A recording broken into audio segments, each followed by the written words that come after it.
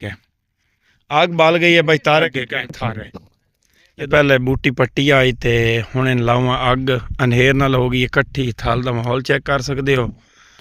और तारे लैंदा पी अग, हुण तुहानूं अग चेक करने गए सिम्मे ने मजदूरी करन तू हटे आ और ये चेक कर हुण अग बलदी पई है।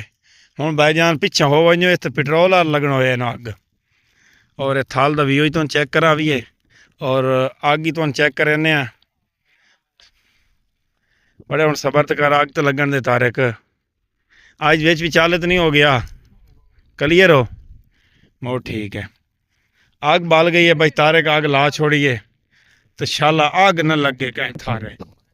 जो आग लगती है ना मोड़ बम बड़ी भड़कते हैं, जो ही बालन बम बड़ी बालन अस जरी जरी आग नहीं लाई ते अख अख पा के तारक ते कदी अगली गाल तुस आप मैं दसनी है अगला के मिसरा बनता सन एडा सा आंदी सान काशा नहीं। अच्छा वीडियो करो करो लाइक जल्दी जल्दी तो साड़ी वीडियो ਨੂੰ फॉलो कर लो। ओ यार नहीं सब्सक्राइब कर लो। तो बड़ी VIP वीडियो है। अल्लाह।